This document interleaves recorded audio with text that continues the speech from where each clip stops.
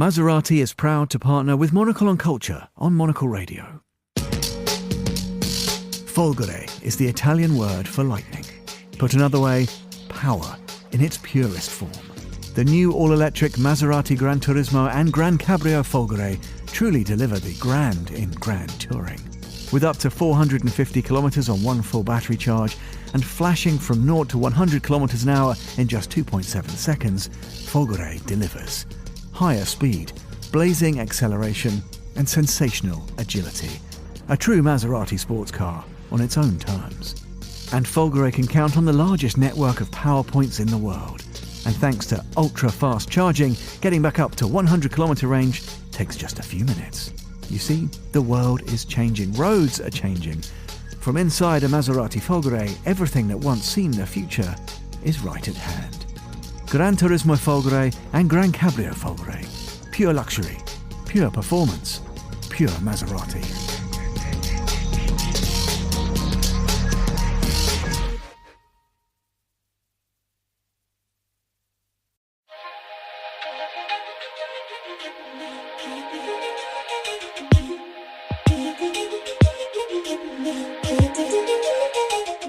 Hello and welcome to Monocle on Culture. I'm Robert Bounds.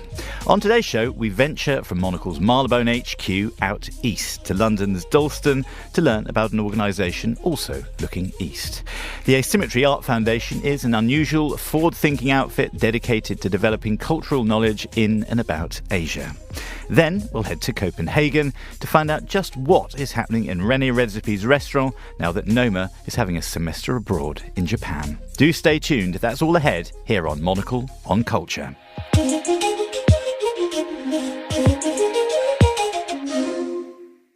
First up, on a quiet residential road in East London and down an unassumingly leafy path, there is a quite extraordinary building. This is the HQ of Asymmetry Art Foundation, an organisation which supports curators and artists of Chinese and Sinophone heritage through fellowships, scholarships and the like. Asymmetry also hosts their own events and public programmes. I went along to Asymmetry to meet the director, Michelle Rouault-Yi-Landolt. Michelle is part Chinese and part Swiss. She originally trained as an art historian and cultural producer and helped build Gallery Weekend in Beijing. She began by telling me how she first met Asymmetry's founder, Yen Du. It's a great story. So Yen and I, we go way back. We met in 2016, actually during Frieze Week, when I was not yet living in London. And we just hit it off right away with our shared interest in contemporary art, contemporary Asian art, and we stayed in touch. Funnily enough, I was working as an artist liaison and in sales, but sort of a running gag today is that I've actually never sold anything to her, who's a wonderful art collector. But, you know, having been chosen to build Asymmetry together with her, I think we're good. And you mentioned Beijing Art Week. That is sort of something that is like herding cats, but it's a sort of cheerleading thing, and it's organising a big, important art week that corrals all the galleries and sort of the expertise of the galleries and artists together. Tell us a little bit about that, Michelle. That must be good training for bringing lots of diverse things together here at Asymmetry. Yeah, definitely. So when you hear about Gallery Weekend as a term, you think, oh, that's just a weekend. How busy can it get, right? And it's this false notion, similarly to a gallery being very quiet, that there's not much going on. But as you say, there's sort of a bundling of a lot of resources, of so many exhibitions, artists, programming, people, VIPs to come visit throughout that time.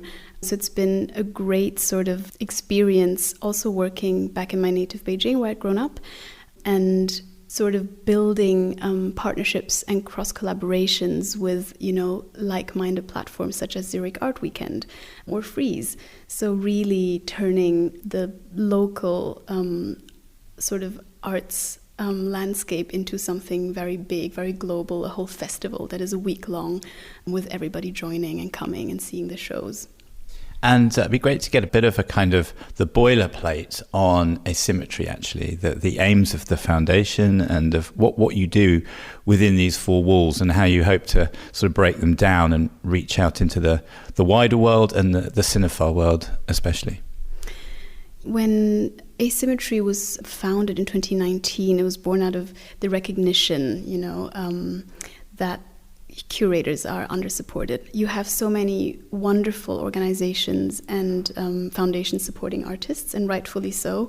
But just understanding that curators, thinkers, writers, scholars, they need support as well. And their support is so important because their work is sort of seminal in connecting and mediating the public with the art. So it came out of this recognition. And Yen, being an avid art collector and art lover, also understanding that, sort of a slow approach, a sustainable approach is necessary to change representation and diversity from, in the museum inside out. That was sort of the starting point. And then, of course, both of us originally being Chinese, Yen is originally mainland Chinese, although she's lived globally for a long time, and myself being part Chinese.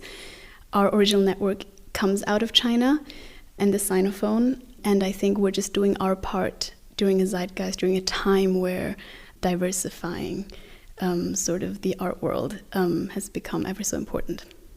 And I wanted to talk about, Jan would be able to talk about this herself, but I wanted to ask about what it's like working with a collector we think of art collectors occasionally as voracious, whereas this is very much like a slow burn kind of drip approach to making a foundation and changing the way that some of the art collected is appreciated, talked about, curated, I suppose. Yen wears many hats, and although, yes, she is a collector and a wonderful one at that, very supportive, I think it's primarily sort of her vision that has really drawn me to working with her, and we work together as a great duo. We complement each other. We're both really into zodiac signs, and we're two Sagittarius, so we're very active and sort of forward-moving, but we complement each other very well because, she has ideas, because it's just limitless, right, in what we can do. And maybe sometimes I'm the bad cop. I'm like, okay. But in executing this, we need to think about A, B, and C. So together, I would say we've achieved a lot in the last 4 years. And it's been a wonderful journey. Michelle, we're also, I suppose, here in a way to discuss the role of the curator in 2024. It seems like it's a job title, the like of which has changed really with commercial galleries, commercial institutions that are a lot like national institutions and national collections. Then there's national collections. There's all sorts of conversations, and the commercial butting up against the institutional and all the rest of it. I wonder how. And if you're in the market of tutoring curators and fostering their talents, where do you see curators and the role of the curator in 2024? That's a very good and complex question. The role of the curator remains seminal to mediate between the public and artist practices, but the scope of their work probably has changed a lot, and a lot has been added in this sort of globalized world with, endless information flow and sensory overload, whereas classically we would think about a curator maybe working at a museum. You'd think about an empty space, and it's all about sort of the works hanging on the walls. There's so much more to that, right? The curator needs to be excellent in contextualizing, in research, needs to have a lot of knowledge on art history, regional history, etc. Writing, dialogue, exchange, programming, all of that is really important. But then today, for example, with social media, with Instagram, there's so much competition as well. How do you scout artists? How do you keep in touch in a very sort of global art world where, we travel a lot and exhibitions travel?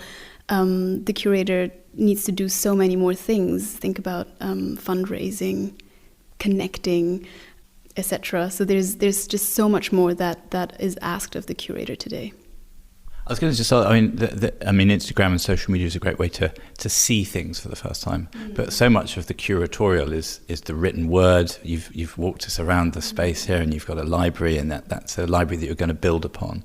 The curatorial is often, it's about showing people things, but it's also about putting them into historical and art historical context. I think that's one of your pillars, isn't it? And maybe you can tell us a little bit about that. I think when you walk into a gallery or a museum, you see the artworks, and sometimes it's invisible, sort of all the work that has gone into presenting it. And similarly, At Asymmetry, these are precisely sort of the area that we want to emphasize and train. So at the core of our foundation are our partnerships with wonderful, renowned institutions such as the Tate Modern, the Courtauld, Chisenhale Gallery, Delphina Foundation, Goldsmith, etc. So we create and fund placements for curators. So we have these fellowships and scholarships, and at any given time in London we have a cohort of about 7 to 9 fellows. I mean, that's wonderful work. And yeah, there's an amazing roster of institutions that you work with. And just, I think our listeners would be fascinated to learn, we're sort of lifting up the bonnet on the curatorial and then the training of the curatorial as well. It's super fascinating stuff. What are you and the rest of the board looking for in these curators and in the people that end up going to these institutions under your kind of tutorship and under your foundation's kind of sort of support? Are you looking for brand new ideas? Are you looking for people with an art historical or a refreshing of an art historical conversation? Are you looking for a mixture of all sorts of things? I'm sure people would be fascinated to know what goes on actually in these conversations, if you could tell us. It's quite different case by case. Generally speaking, we're looking for ambitious curators and practitioners who to any extent identify with Chinese and Sinophone cultures and heritage, but who already have 2 to 3 years of experience and who come in with sort of a strong area of interest and expertise. So for example, our current fellow Rachel Wang at Chisenhale, she's very interested in time-based media. So whenever that pops up during her fellowship, it's all hands on deck for her. And then also because we give our fellows a lot of additional mentorship, space, resources, and time for them to devise their own public programming.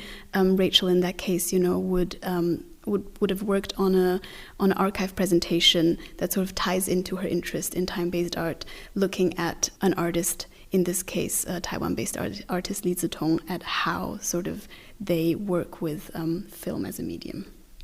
I guess Asymmetry exists also to fulfill a need and a gap in the kind of institutional market, I suppose, that there is a lack of understanding of Sinophone art and a lack of subtle conversations perhaps in London, in the West, about Chinese art and Sinophone-centric work in general. Is that the case? And if it is, maybe you can give us a bullet point definition of Sinophone, because I think there's an artistic way of understanding it that's slightly different from simply a linguistic way. If you look at our initiatives, they're geared towards practitioners who identify as such, but we don't ask for them. There's no need to research that area per se, but from experience, if you're from a certain cultural background, you're connected to it and that sort of flows into your work. And I think it's important to foster connections. We don't want to take, the Chinese narrative or Chinese discourse around Chinese artists and place them in London in isolation. It is about dialogue. It is about sort of connection and new contexts. And in terms of Sinophone as a terminology that we use, it's because Chinese or people who identify with Chinese culture or Chinese culture as such, it goes beyond national borders and holding a passport, right? Historically speaking or globally speaking, if you look at regions, there are many regions that have influence from Chinese culture. If you look at Southeast Asia and of course then the diaspora. And I think that sort of was a pivotal point in the identity of Asymmetry, because we did sort of establish ourselves during lockdown. And it was probably the first time after sort of a period of stability and, flourishing, where a lot of practitioners who had maybe enjoyed overseas education or overseas work experience suddenly throughout the pandemic or because of lockdown, they couldn't go back. And that was the first time also where we collectively started to sort of look back and think of ourselves as diasporic. Because previously it was just, quite, assimilation was there. And then also for the first time looking at previous waves of immigration. And that has a long history, right, in the US, for example, or here in Britain as well. And understanding that, okay, this is a new identity in forming, which is why coming out of lockdown and now, having sort of a physical space, platforming this community has become so relevant and so important. That idea of a diaspora It's a really interesting one because the sort of term is used at a certain point, but not at all points in a kind of racial history, I suppose. And then people not being in the place where they're from. It's a kind of interesting, slightly tidal idea, isn't it? What about artists? I know there are artists, you've walked us around the space here from Taiwan and from Hong Kong, two places that have troubled relationships with mainland China. What about that? Because that is obviously a thematic thing that must run through some of this work. Yes, absolutely. So at Asymmetry, when you come in, we're not an exhibition space per se, but they're dotted around some works by emerging artists from the Chinese and Sinophone regions. And as you've correctly pointed out, there's some artists like Samson Young from Hong Kong or Brooke Su, who's Taiwanese American. But then we also have Liu Shiyuan, who is Chinese and moved to Copenhagen as early as 2006 and 7. So her sort of looking into a diasporic identity, I think no matter how complex and complicated geopolitics are, and not just, external but internal as well, sort of the joint experience of being diasporic, or maybe, finding sort of challenges in terms of what home means, that's something that everybody shares. I've just got a couple more questions. I wanted to ask you about the shared language, really, of art, and contemporary art especially, more so than traditional art perhaps, has a kind of global lingua franca to it. I wondered if the East and West speak the same artistic language, because it seems that Asymmetry, if that's not the case, Asymmetry is there to be a bridge between those two things. I guess that's also one of your reasons to exist, isn't it? Yeah, I mean, that's such a big ongoing topic that we always have to assess and reassess as well. And I would say, interestingly enough, contemporary Chinese art is a relatively new phenomenon, right? After China reopened in the late 70s, there was this absolute creative impact of what we now call the first generation of Chinese artists. And it became sort of a global market boom, and everybody was about it, and there was so much excitement. And that sort of went straight into, 2008 Olympics in Beijing, which was also such a pivotal moment of sort of China strengthening itself as a global power. Now, I don't like to use that word, but just historically speaking, and there was so much excitement. Everybody in the art world was looking east. Everybody was trying to go to Beijing and Shanghai and Hong Kong. And I think recently, through various factors, that has changed and slowed down. So within a very brief period of time, going from a mutual language that was sort of mutually understandable to now being more isolated, that is a challenge for us, but it makes our work more worthwhile as well. Indeed, sort of within China nowadays, there is a different sort of discourses around art that are different than here, but what speaks for and against it is, do we have to perpetuate what already exists globally everywhere, or can different things coexist? That was Michelle Ruo-Yi Landolt, the director of Asymmetry Art Foundation.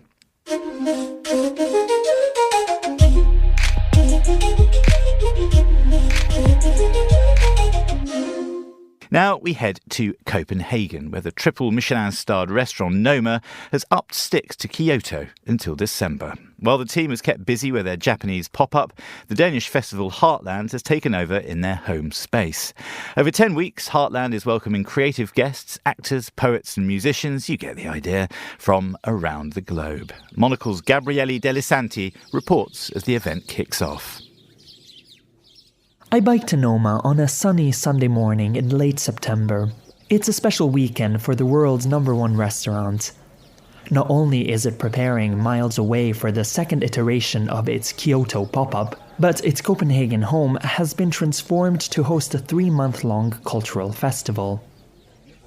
Inside, the space has been reimagined for the event. Guest tables are replaced by rows of light wooden benches facing a makeshift stage. The setting is intimate, with floor-to-ceiling windows overlooking the lush surrounding landscape. Nearby, a lounge area with sofas and armchairs hosts live music performances.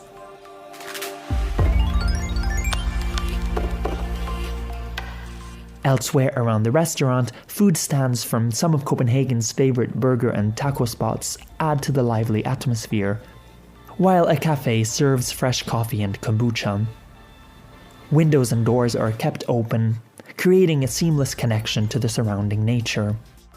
Away from the buzzing crowd waiting for the first event of the day, I meet up with Noma co-founder Peter Kreiner and Heartland Festival CEO Ulrik Ørum Petersen for a chat about what the event is all about. Normally when you enter Noma, you walk through different seasons. So we have this big building, which is where you actually walk through, you enter. Usually we have it represent some sort of nature, whether it's full of greens in the vegetable season or different aspects for other seasons.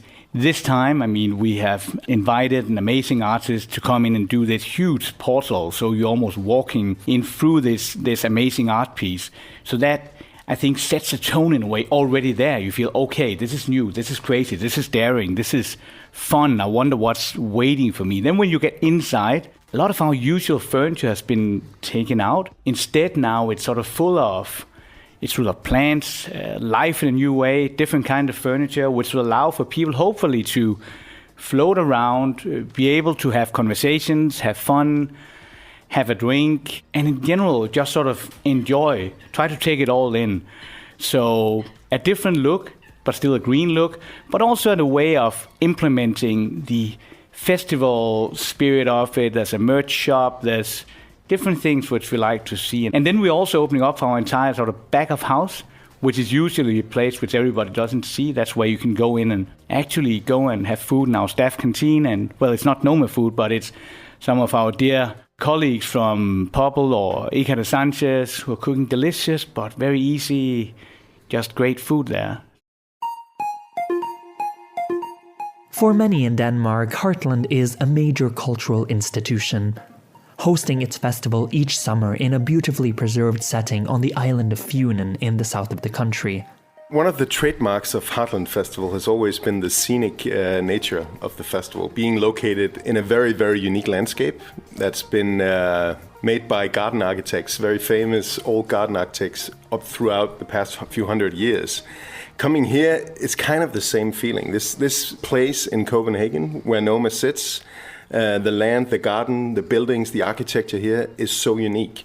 So in a way, it totally represents our trademark.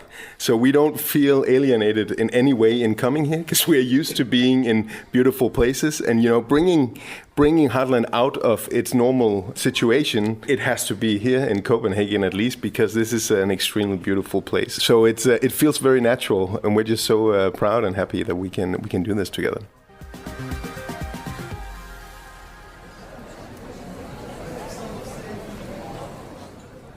Eventually, Peter explains the significance of the event for Noma's journey. Since its founding in 2003, the restaurant has become a cultural hub for Denmark and beyond.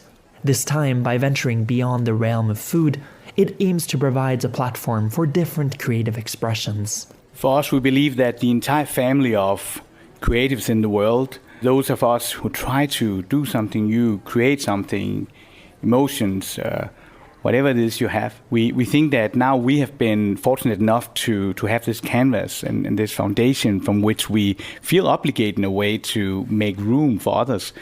So therefore, it's, any way possible that we can allow others to come into this platform. It's just great. It feels new at the same time. It also feels fresh. And I think in our situation, we also need to feel we are being disrupted to some extent. Because otherwise we'll also just be the same old, and that's clearly not what we want and not what we dream about. A few hours later, I meet with the much anticipated guests of the day, actor Lily Collins and her husband, film producer Charlie McDowell. I begin by asking them what it feels like to be a part of this event.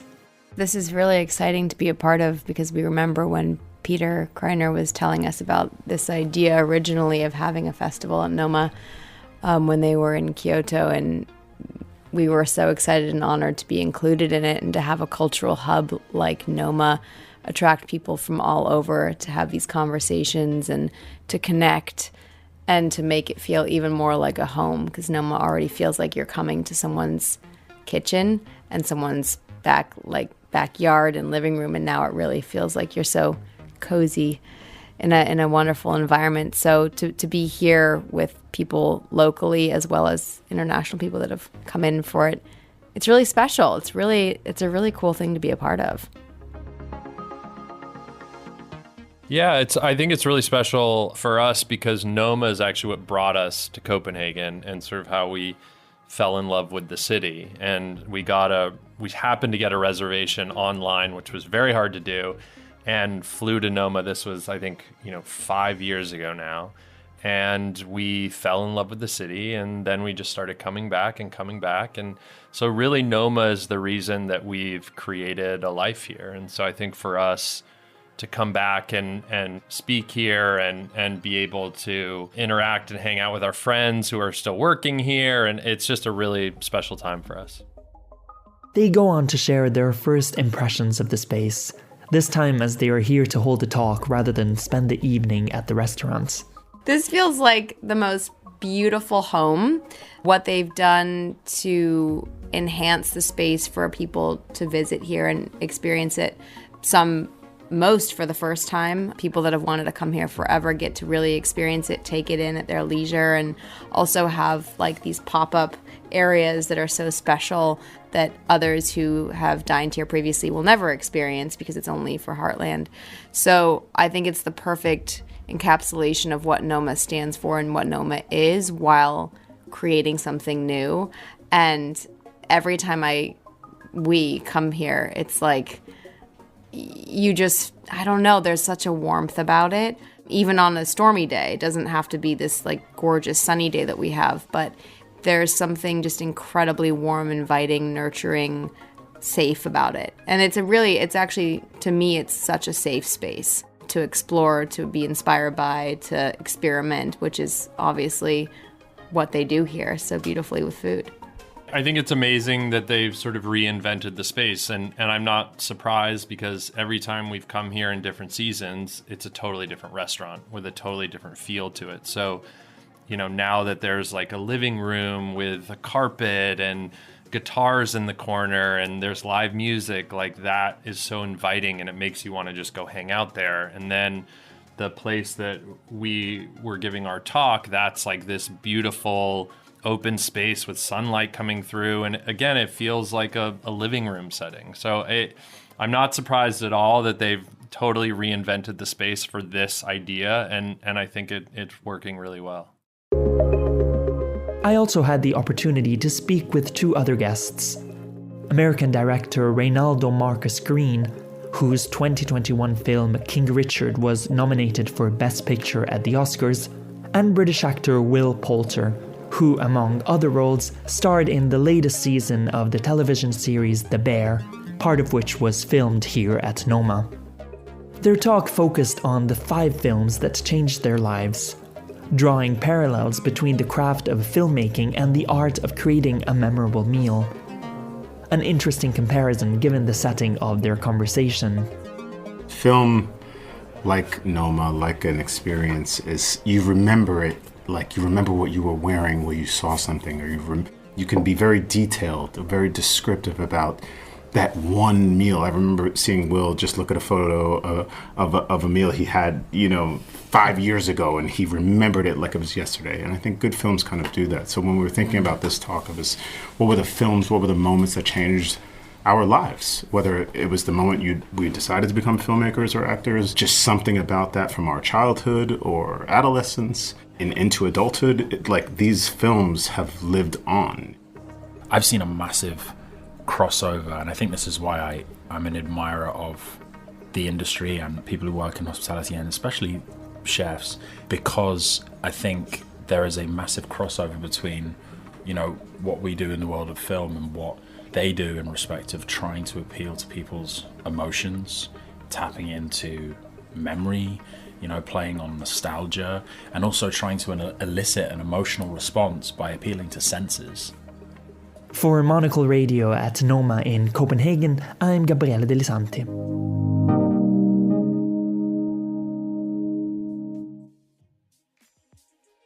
Thanks to Gabriele Delasanti for that report. My thanks also to Michelle from Asymmetry. And that is all for this week. Monocle on Culture is produced by Sophie Monhan-Coombs and Steph Chungu. And Steph also edits the show. We'll be back at the same time next week. But until then, from me, Robert Bounds, thanks for tuning in.